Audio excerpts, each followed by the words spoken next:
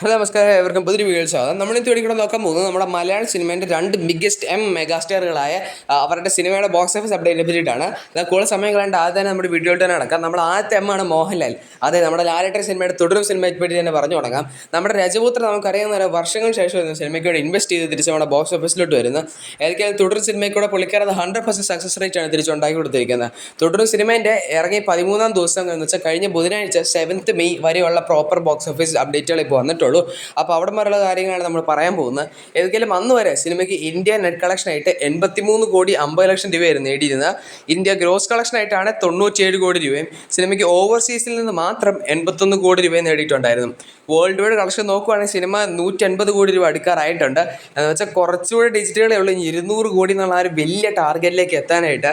ഏതൊക്കെയാലും cinema കഴിഞ്ഞ ബുധനാഴ്ച കേരളയിൽ നിന്ന് 4 കോടി രൂപയാണ് നേടിയിരുന്നത്. വേൾഡ് വൈഡ് ആയിട്ടാണ് 5.75 കോടി രൂപയാണ് നേടിയത്. വെച്ചാൽ 5,75,00,000 രൂപയാണ് നേടിയിരുന്നത്.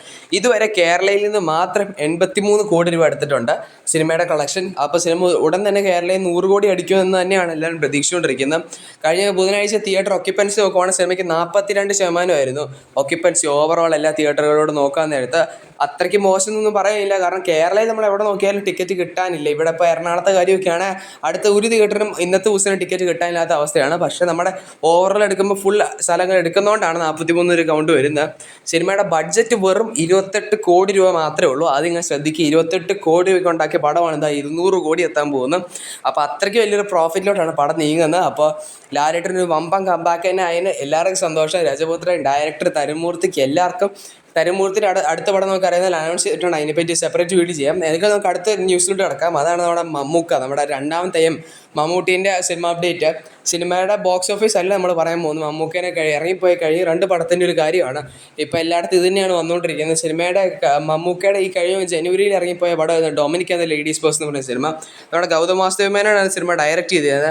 ജനുവരിയിൽ ഇറങ്ങിയ സിനിമയായിട്ട് പോലും ഇതുവരെ സിനിമയ്ക്ക് ഒരു OTT ബയർ വന്നിട്ടില്ല. അതേ അവസ്ഥ തന്നെയാണ് നമ്മുടെ കഴിഞ്ഞ ഏപ്രിൽ 10-ാം തീയതി വിഷു റിലീസിന് എത്തിപ്പോയ നമ്മുടെ ഡീനോ ഡെന്നിസ് സംവിധാനം ചെയ്ത് ഇറങ്ങിയ ബസൂക്ക സിനിമയ്ക്ക് ഒരു OTT ബയേഴ്സ് ഇതുവരെ വന്നിട്ടില്ല. നമുക്ക് എവിടെ നോക്കിയാലും കാണാം C5 മേടിച്ചു, നെറ്റ്ഫ്ലിക്സ് മേടിച്ചു, സോണി ലൈവ് മേടിച്ചു എന്നൊക്കെ. പക്ഷേ സത്യാവസ്ഥയിൽ ഒരു OTT ബയറും സിനിമയ്ക്ക് വേണ്ടി ഇവിടെ മുന്നോട്ട് വന്നിട്ടില്ല. അതിൻ്റെ ഏറ്റവും വലിയ സങ്കടകരമായ കാര്യം എന്ന് പറഞ്ഞിട്ടുണ്ടെങ്കിൽ ബസൂക്ക സിനിമ ഒരു ബിഗ് ബഡ്ജറ്റിൽ ഇറക്കിയ ഒരു ഭയങ്കര സ്കെയിലിട്ട് ഉണ്ടാക്കിയ പടമായിരുന്നു. എന്നിട്ട് പോലും സിനിമയ്ക്ക് ഒരു OTT ആൾ വരാത്തതുകൊണ്ട് സിനിമ വലിയൊരു ലോസിലേക്കാണ് നീങ്ങിക്കൊണ്ടിരിക്കുന്നത്. ഏതൊക്കെയാണ് മമ്മൂക്കൻ അടുത്ത കരംകാവൽ എന്ന് പറയുന്ന പടത്തിന് വേണ്ടി കാത്തിരിക്കാം. അതിന് ഈ അവസ്ഥ വരാണ്ട് ഒരു വമ്പ ഹിറ്റ് ആവട്ടെ ഞാൻ ആശംസിക്കുന്നു. ഏതൊക്കെ അത്രയ്ക്കുള്ള വീഡിയോ ഇഷ്ടപ്പെട്ടെങ്കിൽ ചോദിച്ചാൽ ലൈക്ക് ചെയ്യുക, സബ്സ്ക്രൈബ് ചെയ്യുക. നമുക്ക് മറ്റൊരു വീഡിയോ കാണാം. ബൈ.